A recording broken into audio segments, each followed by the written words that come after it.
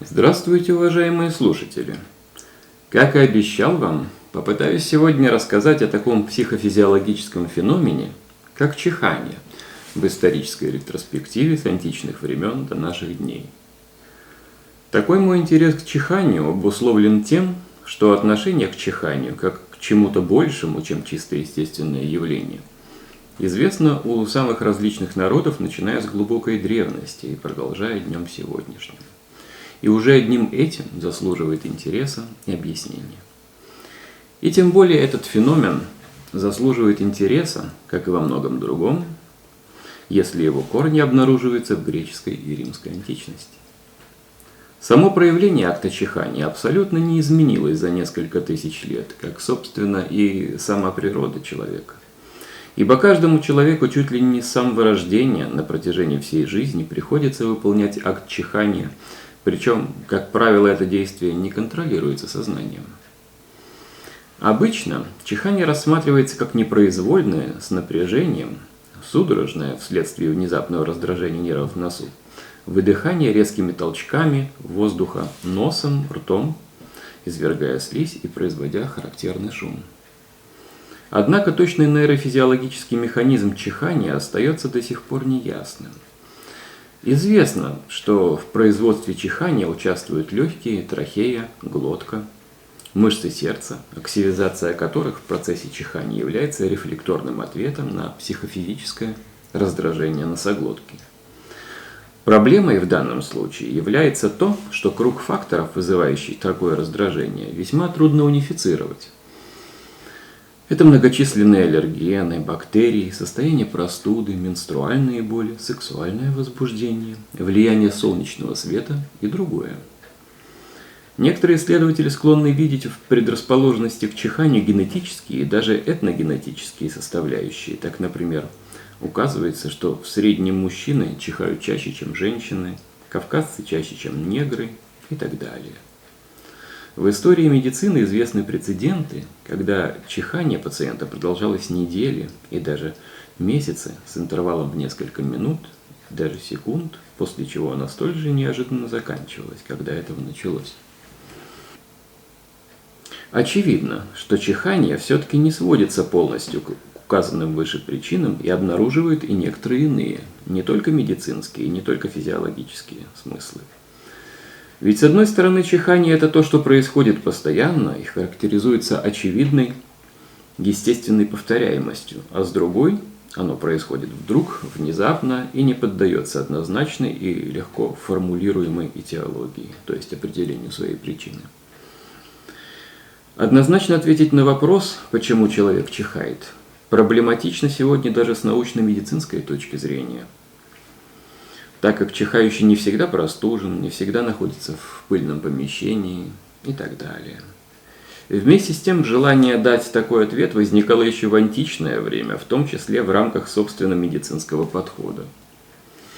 Так, в IV веке до нашей эры Гиппократ полагал, что чихание происходит из головы при сильном разгорячении мозга или при сильном увлажнении полости, находящейся в голове, ибо воздух, находящийся внутри, с напором вырывается наружу. Производит же шум, потому что проход ему через узкое пространство. Объяснение Гиппократа вполне материалистично и предполагает, что природа человека сама по себе является достаточно автономной и самодостаточной, и поэтому нет причин объяснять любые проявления этой природы какими-либо нефизиологическими и метафизическими причинами. Но, естественно, объяснение Гиппократа в наши дни и близко не приближается к полному пониманию причин и сути чихания. Поэтому в поисках истины и более широкого взгляда на исследуемую проблему рассмотрим факты и суждения о чихании, привлекая доступные нам литературные источники античного и постантичного времени. Итак, первые сведения о чихании мы находим в источниках еще более древних, чем античная литература, в текстах Ветхого Завета Библии. В них о чихании упоминается дважды. В первом случае, книга Иова, глава 41, стих 10, Чихание характеризует мощного левиафана, зверя, демонстрирующего мощь и непостижимость божественного творения. Зверь этот столь чуден, что от его чихания показывается свет. Со сравнительно-мифологической точки зрения, светоносное чихание Левиафана аналогично светоносной феноменологии и других известных в мировой мифологии драконообразных существ, извергающих огонь и пламя. Если прочитать библейский текст, учитывая вышесказанное, то чихающий Левиафан как бы опричинивает собою свет. И акт чихания равносилен акту проявления света потому, что мир един в его созданности Богом. В другом библейском тексте упоминается о чихании человека, но и это чихание столь же чудесно, как и чихание Левиафана. Речь ведется о воскрешении пророком Елисеем ребенка некой санамитянки.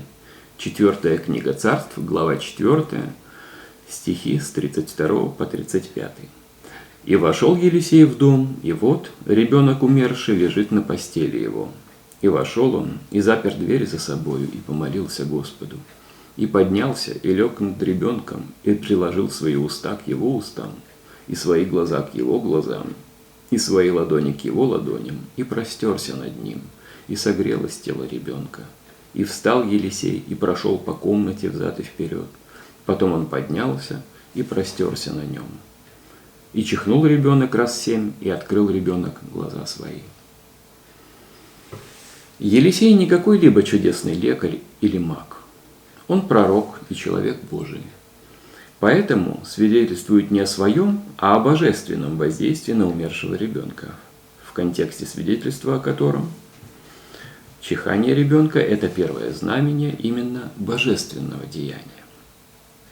Обратим внимание на то, что умерший ребенок чихает еще до своего очевидного оживления. Он уже не мертв, но еще и не жив. А его семикратное чихание описывается как нечто, что отмечает границу между мертвым и живым, вообще поту и посюсторонним, божественным и человеческим, сакральным и мирским, и вместе с тем указывает на чудесную возможность пересечения этой самой границы. Приведенные 2 библейских упоминания о чихании, при всем их различии, представляются схожими в главном. И в том, и в другом случае упоминается обыкновенное чихание, предваряющее, однако, экстраординарное событие.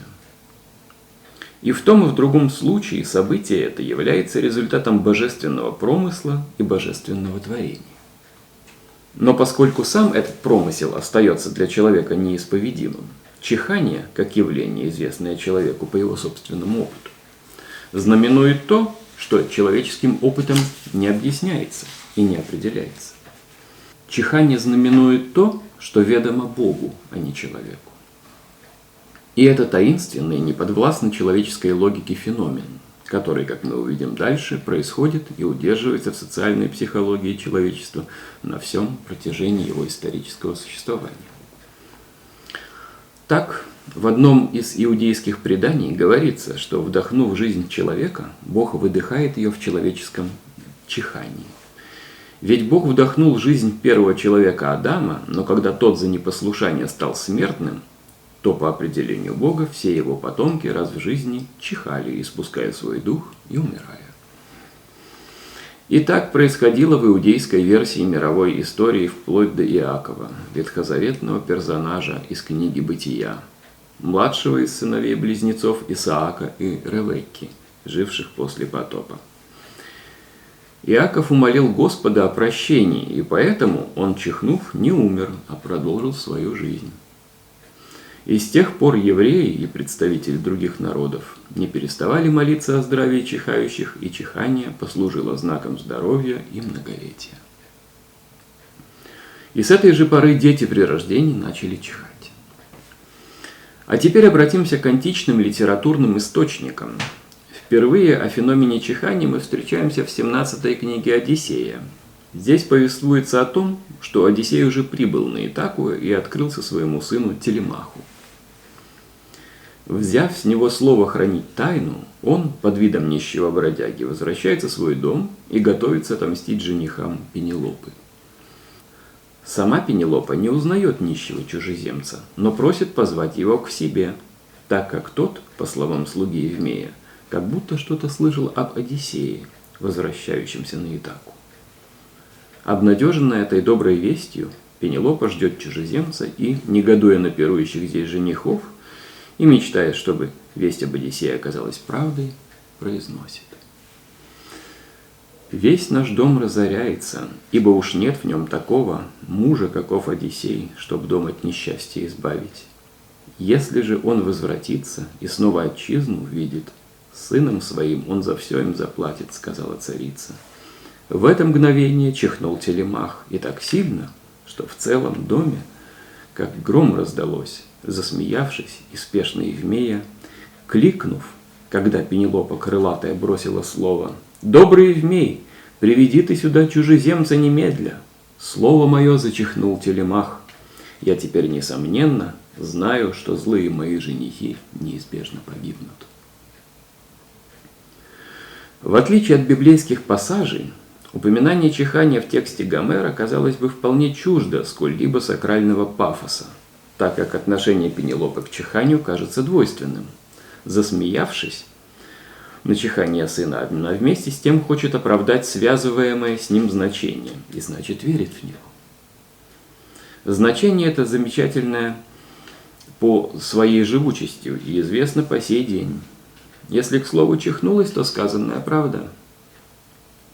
В гомеровском тексте значение чихания, как указывающее на правду, воспринимается как соответствие вышесказанному прогнозу, и это предсказание в данном случае подтверждается последующими вскоре событиями, что в контексте всего повествования придает сцене чихания Телемаха вполне оправданный характер. Пенелопа не может догадываться об исходе событий, в котором уверен сам Одиссей, знающий о воле охраняющих его Зевса и Афины, и поэтому чихание Телемаха – еще одно знамение богов, напоминающее слушателю и читателю гомеровского текста об этой воле, и снова, как в библейском тексте, знаменуя собою то, что определяется, и главное, предопределяется не человеком, но силами, от которых зависит и мир, и сам человек. И здесь следует заметить, что в контексте как библейской, так и гомеровской традиции мнение о божественности чихания обнаруживает семантическую близость в убеждении человека о божественности дыхания. Да, внешнее чихание как бы воспроизводит физиологический акт дыхания. Это вдох и выдох воздуха, проходящего через органы, обеспечивающие процесс нормального дыхания. Бронхи, легкие, ротоносовую полость, то есть органы, естественно определяемые функции показателей человеческой жизнедеятельности. Но в условиях любой социально-религиозной идеологии, утверждающей богоданность всего сущего, в античной ли культуре, в христианстве или иудаизме, связь чихания с самой этой жизнедеятельностью понятным образом оборачивалась соотнесением или даже отождествлением дыхания и божественных сил.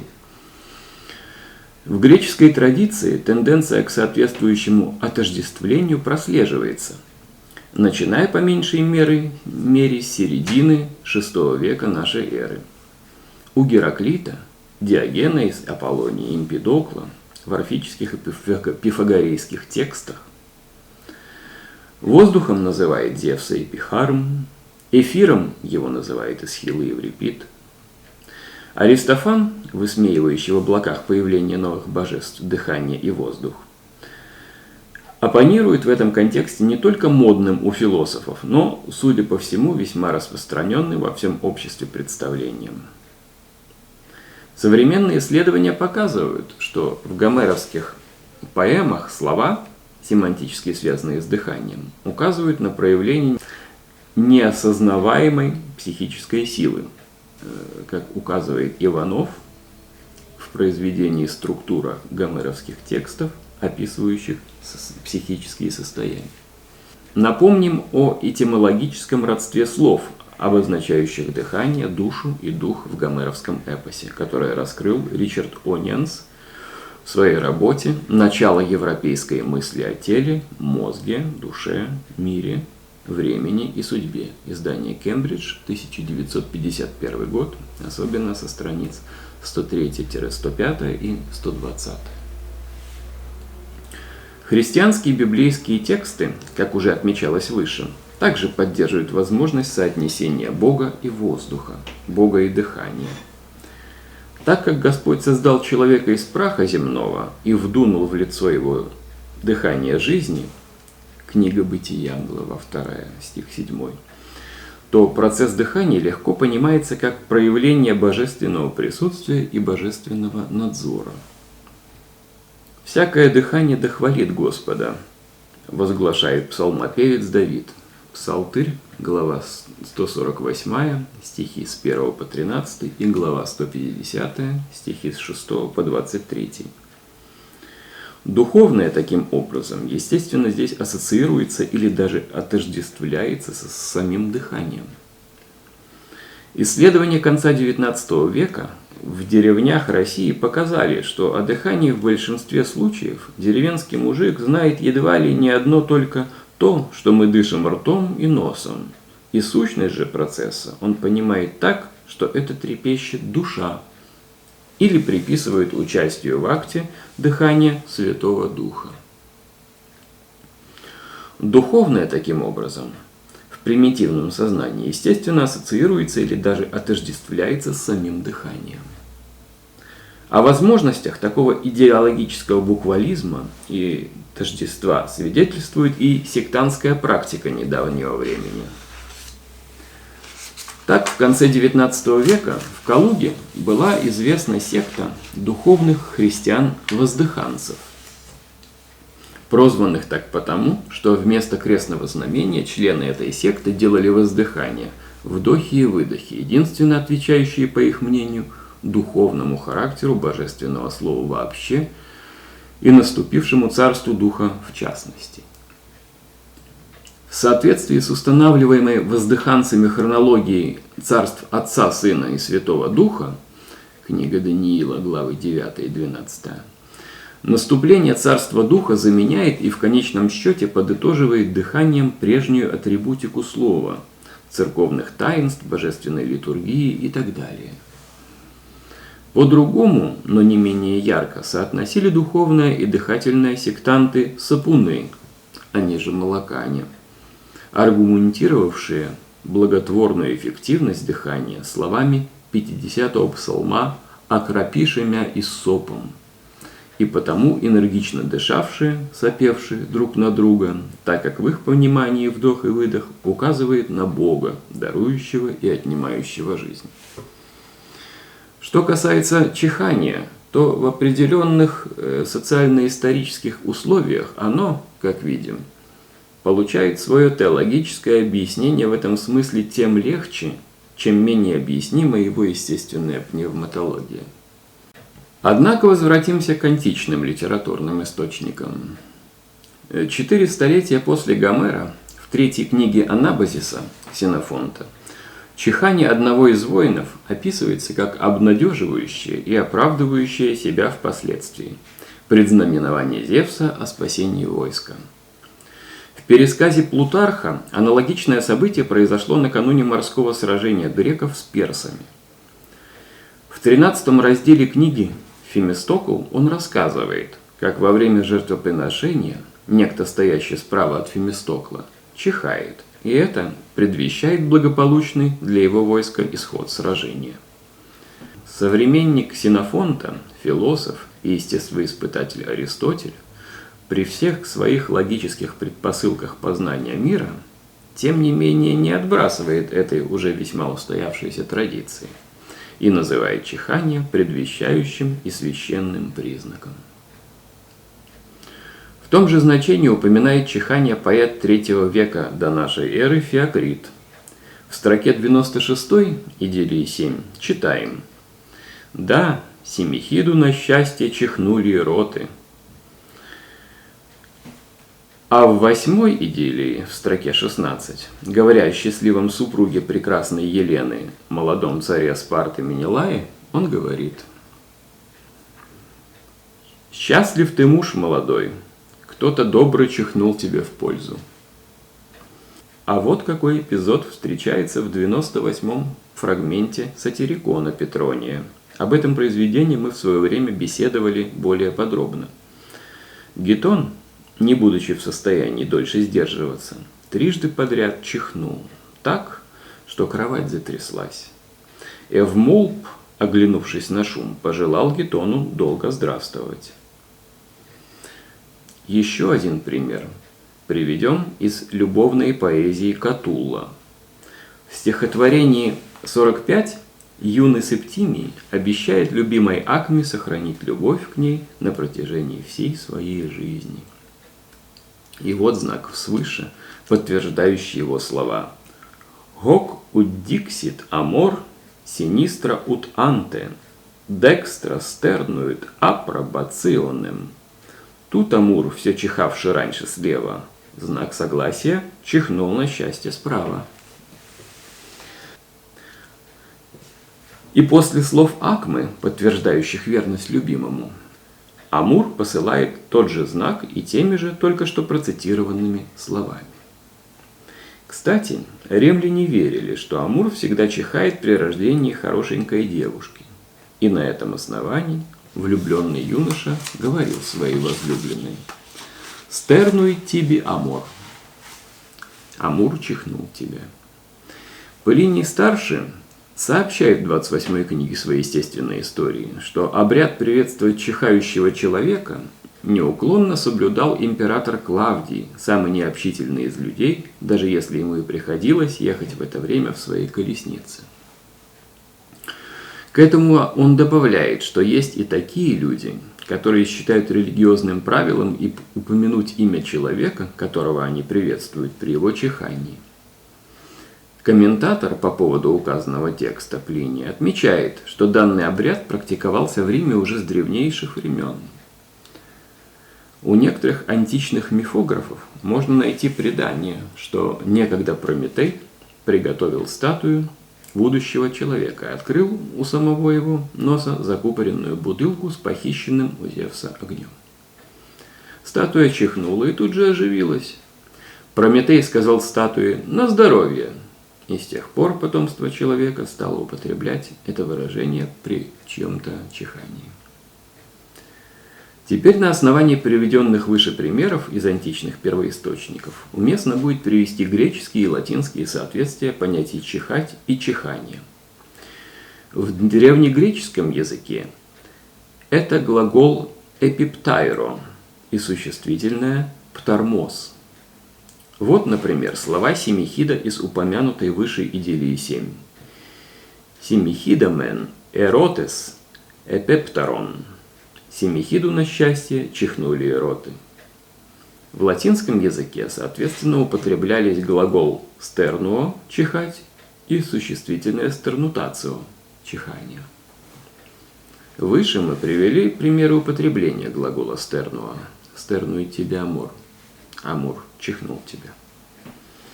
Кстати, в медицине и сегодня употребляется термин стернутация для обозначения акта чихания. И еще одна этимологическая справка. В немецком и английском языках само слово чихание звучит как низен и снизен. Соответственно, по мнению лингвистов, восходит к греческому глаголу пнейн – дышать. Энциклопедия Британика, том 25, Кембридж, 1911 год, страница 293. В славянских языках глагол чихать и существительное чихание носят явный звукоподражательный характер – апчхи. Об этом говорится и в этимологических словарях. Теперь, поскольку благоприятное знамение при чихании в античности чаще всего связывается с правой стороной, интересно обратить внимание на семантику понятий «левое» и «правое» в культурах античного мира. Уже у древних греков прилагательные со значением «левый» аристерос и скайос имели второе значение неблагоприятный, зловещий, что было связано с установившимися понятиями и определениями, принятыми при гаданиях. Принято считать, что у римлян система гаданий была перенята от этрусков, что не исключает заимствование определенных сторон обрядов у древних греков. Так греческий историк первого века до нашей эры Диодор Сицилийский в своем многотомном труде «Историческая библиотека» рассказывает, когда при основании города Рима Рем и Ромул обратились к гаданию по полету птиц, справа появилось благоприятное знамение. Впрочем, связь понятия «правый» не только с пространственным расположением, но и с понятием «правильный» и «справедливый», «превосходящий», просматривается в большинстве языков индоевропейской общности, в том числе и в германских и в романских. Сравним английское right – правый, прямой, правильный, немецкое recht и das Recht – правый и право, французское droit и le droit с теми же значениями, что и в немецком языке. Из глубины веков происходит понятие о левом как непрямом, кривом, неправильном. Сравним современные выражения в русском языке. Левая работа, левак, встать с левой ноги, сходить налево и другое.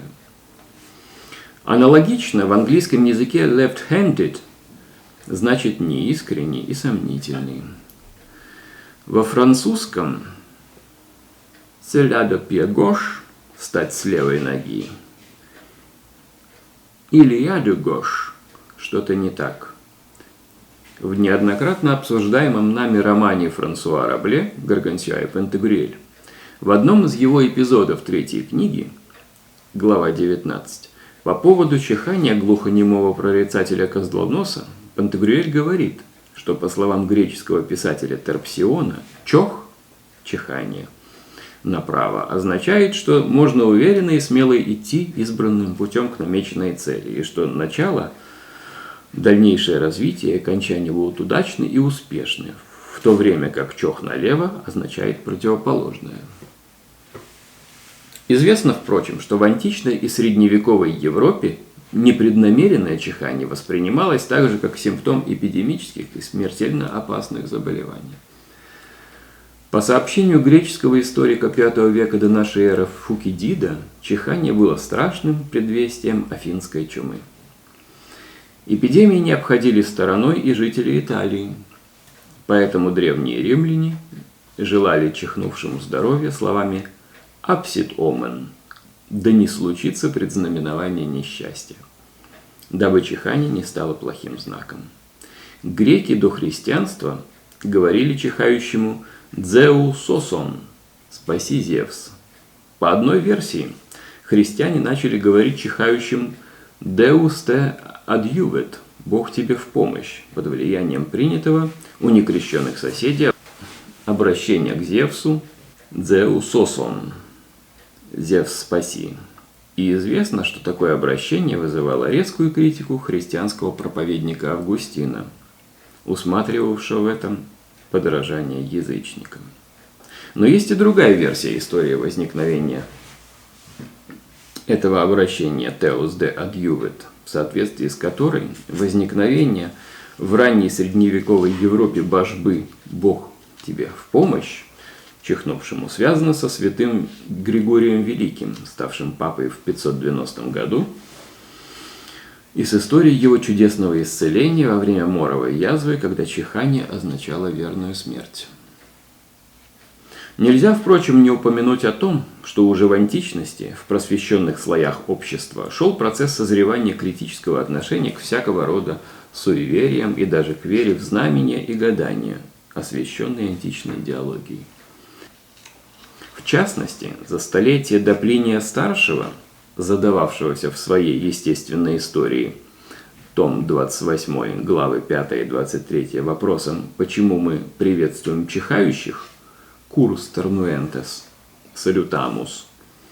Цицерон, опровергая веру в предсказания, замечает в трактате о дивинации, что если верить во всеобщую гармонию и взаимосвязь и при этом всему придавать вещи смысл, то тогда необходимо придавать важное значение и тому, что споткнулись при ходьбе, и что сломалась телега, и каждому чиханию. Ведь широкое бытование предсказаний, как подчеркивает Цицерон в том же трактате, не может служить свидетельством их истинности, поскольку нет ничего столь широко распространенного, как невежество. Толковать судьбу с помощью ауспиции, то есть гадания по полету или поведению птиц, в этом смысле, по его мнению, все равно, что толковать чихание, ведь и то, и другое столь же невежественно, насколько вероятно и распространено. Контекст, в котором Цицерон упоминает чихание, имеет своим предметом обсуждение традиционных способов гадания, предсказания по полету и голосу птиц, ауспиция или аугурия. 6 столетий спустя то же самое соседство чихания и гаданий будет предметом христианской критики. Так, в сохранившейся проповеди некого Элигия, вторая половина VII века, прихожан призывает не верить предсказаниям и чиханию, аугурия vel sternutationes nolite observare. И тем не менее, причины веры в необходимость приветствовать чихающего до сих пор не поддаются однозначному объяснению. В частности, через 1500 лет после вопроса римлянина Плиния Старшего «Cur sternuentes salutamus» французский философ Мишель Монтень пытался объяснить причины такой веры тем, что в отличие от других ветров, испускаемых человеком, чихание не имеет определенных физиологических привязок. И так как чихание исходит из головы и ничем не запятнано, мы и оказываем ему столь почетную встречу. Истолкование чихания в качестве хорошего предзнаменования в христианской традиции было освящено, как уже говорилось выше, библейской сценой оживления пророком Елисеем ребенка синомитянки. 4 книга Царств, глава 4, стихи с 32 по 35, а затем авторитетом папы Григория Великого. Но если мы перенесемся в постантичную Западную Европу, то увидим, что чихание стало весьма важной бытовой приметой, сигнализирующей о состоянии здоровья. Например, в средневековой Шотландии чихание ребенка расценивалось как знак того, что он не родился идиотом. А известная английская пословица гласит: «Чихнул трижды, дало из больницы». Sneeze 3 times, out of the hospital. Польза виделась и в искусственно вызванном чихании, в частности, с помощью нюхания табака. В чрезвычайно популярном в Европе в 15-16 веках, тогда же переведенном на русский язык сборника медико-этических наставлений, в тексте так называемых Аристотелевых врат, читаем призыв учинить себе чихание по долгу времени. Польза такого учинения истолковывается при этом вполне в духе летописца. Помощь чихания велика есть, поскольку она отворяет затекание мозгов. Не зря в энциклопедическом словаре Брагауза и Ефрона читаем, что чихание искусственно вызывается для облегчения тяжести в голове и при мнимой смерти. Чихание является естественным актом жизнедеятельности человека. Отметим здесь нюанс, на который проницательно обратил внимание Блес Паскаль. Чихает ли человек, справляет ли надобность, на это уходят все силы его души. Тем не менее, подобные действия, будучи непроизвольными, нисколько не умаляют величия человека. И хотя он делает это самолично, но делает не по своей воле, не ради помянутых действий, а совсем по другой причине. Следовательно, никто не вправе объявить его в слабости и в подчинении чему-то недостойному. Но интересно, что не только русская и не только европейская культура знает здравствование в ответ на чихание. Как известно по историческим документам, во время испанской XV века экспедиции во Флориду, возглавляемой Эрнандо де Сото, представителем испанского короля, туземный вождь Гуачойя пришел отдать пришельцам визит вежливости. И вот что мы читаем в мемуарах этой экспедиции. Пока происходило все это, вождь Гуачойя сильно чихнул. Люди, которые пришли с ним и сидели вдоль стен зала между испанцами, все вдруг наклонили головы, развели руками, снова сложили их, и, делая разные другие жесты, означавшие великое благоговение и почтение, приветствовали Гуачойя, говоря: «Солнце да хранит тебя, защитит тебя, даст тебе счастье, спасет тебя», и другие подобные фразы, какие приходили в голову. Гул этих приветствий долго не затихал, и по этому случаю изумленный предводитель испанцев сказал сопровождавшим его испанским капитанам: «Не правда ли, что весь мир одинаков?» Итак, поскольку чихание и способ реакции на него поистине действует во вселенском масштабе, но не поддается сколь-либо однозначному объяснению, ответственность чихающего за чихание оказывается проблемой не физиологического и в целом антропологического, а метафизического и теологического свойства. Речь идет о том, что, оставаясь необъяснимым, чихание, в силу своей неуловимой этиологии, естественно, представляется проблемой, не сводимой только к физиологии. Физиологические причины чихания при всей его элементарности достаточно скрыты от объективного наблюдения, и само оно, это чихание, оказывается то ли чудом, то ли абсурдом, смысл которого, если этот смысл, конечно, предполагается, вне человека, вне чихающего. Поэтому и получается, что физиология в данном случае работает на метафизику, то есть на веру и на суеверие.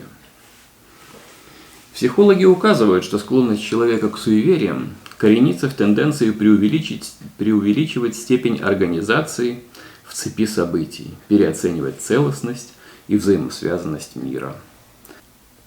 Об этом, вспомним, говорил еще Цицерон, и здесь будет уместно еще раз его процитировать. «Если верить во всеобщую гармонию и взаимосвязь, и при этом всему придавать вещий смысл, то тогда необходимо придавать важное значение и тому, что мы споткнулись при ходьбе, и тому, что сломалась телега, и каждому чиханию».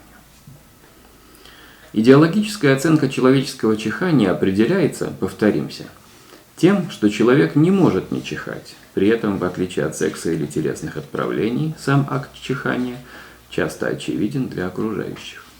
Между тем, как и теология этой необходимости, и значит ее необходимые последствия, post hoc ergo propter hoc, после этого значит впоследствии этого, совсем не очевидны или очевидны не всегда. Поэтому, будучи необъяснимым в частности, чихание объясняется в целом, как набор суммирующих друг друга истолкований причин и следствий, действительных в том или ином случае. Поэтому в Европе нового времени чихание допускает разноречивые и прямо противоположные истолкования. В Англии считалось, например, что полное чихание – это хорошо, а неполное, недоведенное до конца – плохо. Если один и тот же человек чихает по 2 раза 3 ночи кряду, то это сулит смерть в доме, серьезное бедствие, но может принести и великую удачу.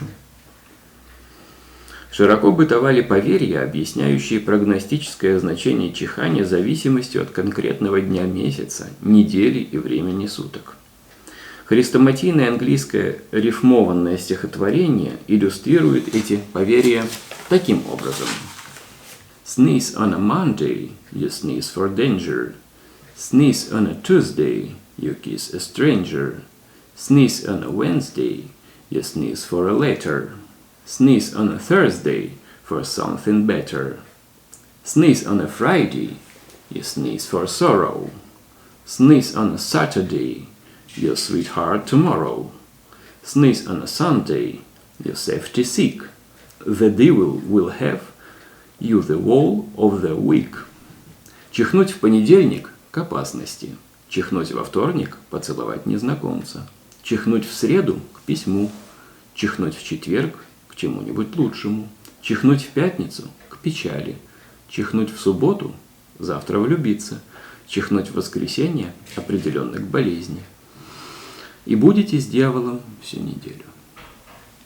Подобным образом, в книге Владимира Ивановича Даля «Пословицы русского языка» читаем: «Чихнешь в понедельник натощак к подарку, во вторник к приезжим, в среду к вестям, в четверг к похвале, в пятницу к свиданию, в субботу к исполнению желаний, в воскресенье к гостям». В православном соннике чихать во сне означает и радостные перемены, и если чихать безудержно, неприятные новости. Парадоксальным образом, при всей своей случайности, чихание оказывается закономерным постольку, поскольку оно выражает закономерность не физиологического, а надприродного характера. предполагающего альтернативу там, где только человеческого недостаточно, где необходимо, чтобы вмешались сверхчеловеческие обстоятельства, боги, случаи, объективы, законы природы и так далее. Будь чихание добрым знаком или плохим, верным или нет, идеологически оно всегда будет оправдано как примета мира, существовавшего до и помимо человека, а поэтому с ним нужно и мириться, и приспосабливать его к существующим этическим нормам.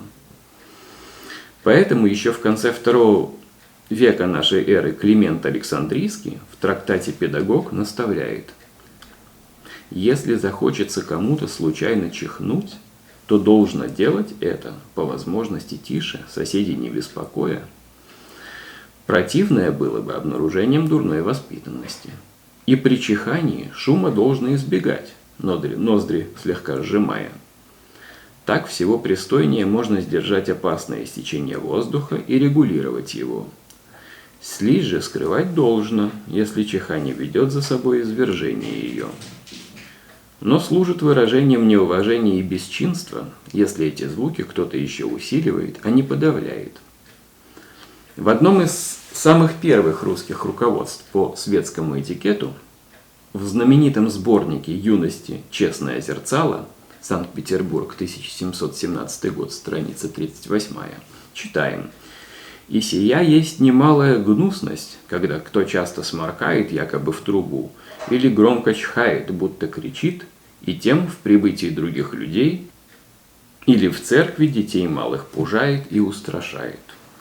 В наставлениях французского этикета XVIII века, правилах вежливости 1685 года сказано: «Если его милости случится чихнуть, вы не должны во весь голос кричать: «Бог да благословит вас, сэр», но, сняв шляпу, учтиво поклониться».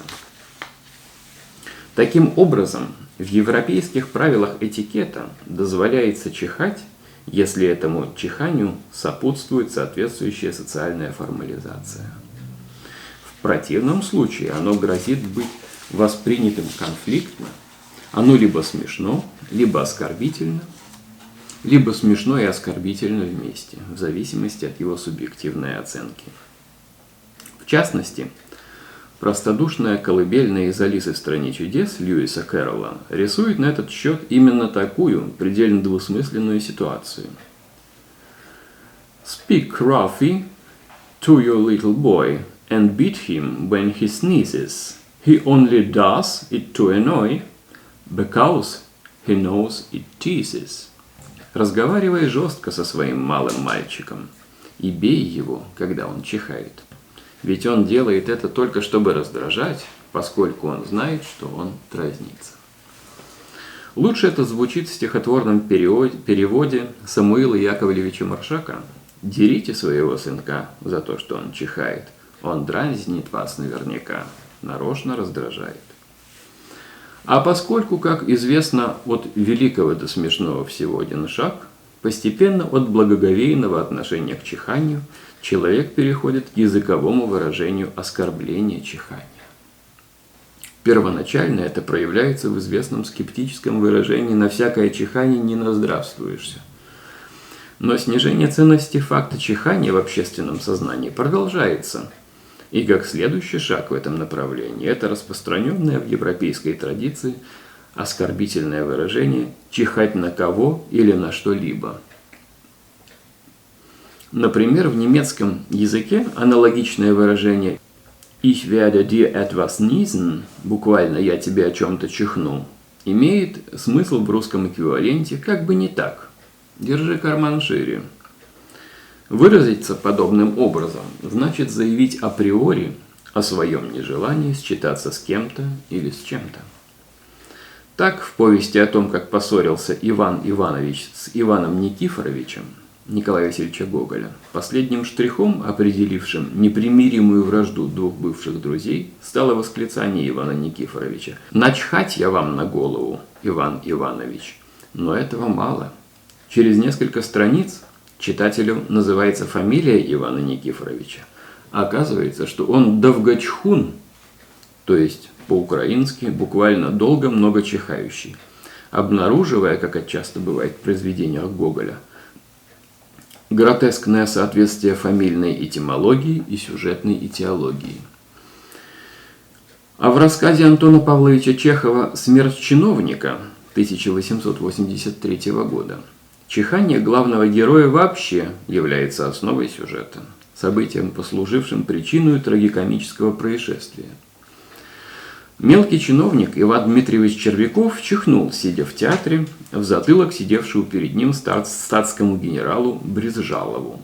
После нескольких назойливых и чрезмерных попыток извиниться, которые в конце концов привели Брезжалова в бешенство, Червяков чрезвычайно расстроился и, не обнадеженный достаточностью извинения, внезапно умер. Так, ничтожное событие становится роковым, а контраст комического начала и его трагического итога становится отражением невеселого фарса самой действительности, способной превратить человека в социально и психологически зависимую марионетку. И довольно симптоматичным является то, что чихание может служить символом такого превращения, пусть даже фарсовым. Так, в функции закономерной случайности чихание определяет характер социального поведения и характер сюжетного действия. Ведь и метафорическое в произведении Гоголя, и действительное в произведении Чехова чихание выражает пренебрежение к связующему обществу порядку. Только если Иван Никифорович Довгачхун делает это преднамеренно, то бедолага Червяков мимовольно, воленс-ноленс нарушает ту социальную и психологическую гармонию, которой сам он всецело предан. Думается, что прозорливый бытописец Антон Павлович Чехов уловил, пожалуй, самую важную общественную особенность чихания, которую передавал нам в замечательном рассказе «Смерть чиновника» многозначительной фразой: «Чихают и мужики, и полицмейстеры, и иногда даже и тайные советники. Все чихают. И чихают все, добавим, не только наедине, но и в любом бытовом и в самом социально высоком по рангу месте, вызывая иногда самые непредсказуемые последствия». И так нередко бывает, невзирая на всем известную, идущую еще из античных времен и вроде бы никем не оспариваемую истину «натуралия non sunt turpia», то, что естественно, не безобразно. Это парафраза слов Еврипида «Оук айсхрон уден тон ананкайон», буквально «ничто не позорно из того, что близко свойственно смертным». Но каждому из нас известно, как аксиома, и другое. Все то, что естественно или свойственно людям, должно в обществе регулироваться приемлемыми для данного общества морально-этическими нормами, без их эмоциональной или нигилистической интерпретации со стороны любого индивида. Интересно будет, наверное, добавить к вышесказанному еще информацию о новейшей тенденции популяризации эротических ассоциаций, связываемых с чиханием, которые проявляются в существовании в интернете нескольких англоязычных сайтов, объединяющих вокруг себя тех, кто склонен видеть в чихании атрибут эротического вожделения или своеобразный сексуальный фетиш.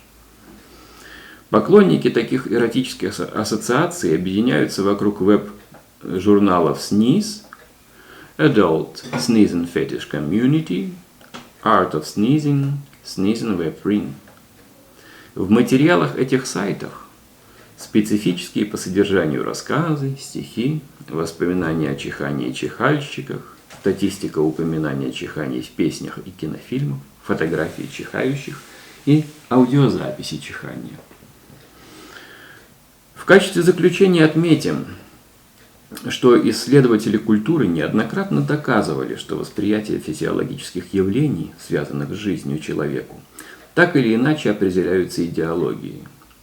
Рождение и смерть, достижение половой зрелости, смех и плач, как и другие психофизиологические проявления жизни человека, не обходятся в культуре любого общества без подтверждающей и опознающей их санкции коллектива. В ряду таких явлений оказалось и чихание, восприятие которого в повседневном быту и в контексте культуры не всегда напрямую согласуется с его реальными психосоматическими последствиями. что я и попытался показать в сегодняшней лекции. Отмечу еще, что при ее подготовке было использовано, наряду с другими источниками, весьма основательное исследование Константина Анатольевича Богданова «Чихание. Явление суеверия этикет» в книге этого же автора «Повседневность и мифология.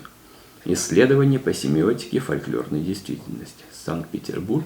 Издание «Искусство», 2001 год, страницы со 181 по 241. Итак, уважаемые слушатели, чихайте всегда на здоровье, а я приглашаю вас на встречи с античностью и современностью на этом сайте и втайне надеюсь, что многие из вас в ответ на это мое приглашение одобрительно чихнут. И, как всегда говорил Андрей Зиновьевич в конце лекции, хайрата валета.